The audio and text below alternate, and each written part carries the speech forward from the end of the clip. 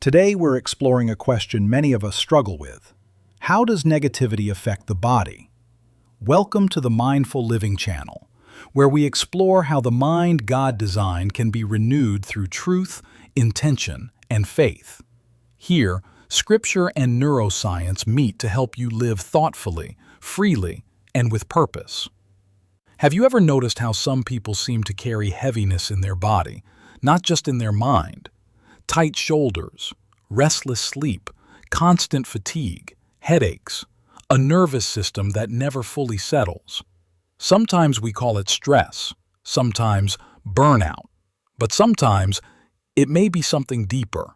It may be chronic negativity, not occasional sadness, not grief, not a difficult season, but a long-term pattern of dwelling in fear, bitterness, offense, worry, resentment, and hopelessness. Scripture has warned us about this long before science had the language for it. Proverbs 17:22 says, "A cheerful heart is good medicine, but a crushed spirit dries up the bones." That's not just poetic language, it's deeply physiological. Science now confirms that our emotional patterns shape our physical bodies. When you live in chronic negativity, your brain begins to treat life like an ongoing threat. Your amygdala, the brain's alarm system, stays activated. Stress hormones like cortisol and adrenaline keep flowing. And while these chemicals are helpful in emergencies, they become harmful when they stay elevated for too long. Research links chronic stress and negative emotional states to inflammation, weakened immunity, digestive issues, heart disease, sleep disruption, and even memory impairment. Your body keeps score. What you repeatedly think and feel doesn't just stay in your mind. It gets written into your nervous system. This is why some people can't relax even when nothing is wrong. Their body has learned tension. Their mind has practiced danger. Their nervous system has been discipled by fear. And Scripture speaks directly to this. Proverbs 12:25 says, "Anxiety weighs down the heart, but a kind word cheers it up." Notice the language, weighs down. Anxiety has weight. Bitterness has weight. Offense has weight. Unforgiveness has weight. And over time, the body carries it. Ephesians 4:31 says, "Get rid of all bitterness, rage, and anger." Why? Not just because it affects relationships, but because it affects you. Negativity is not always harmless venting.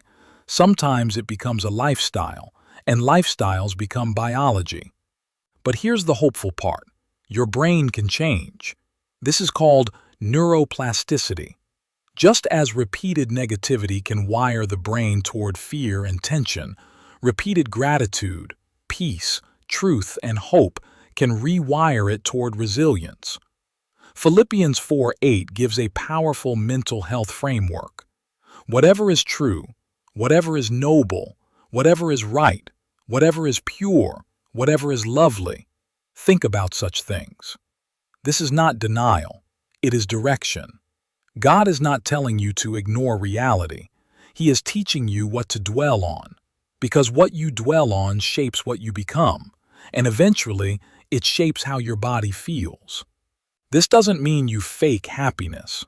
It means you become intentional. Notice your thought patterns. Pay attention to what you repeatedly rehearse. Ask yourself, am I feeding peace or panic? Am I nurturing hope or helplessness?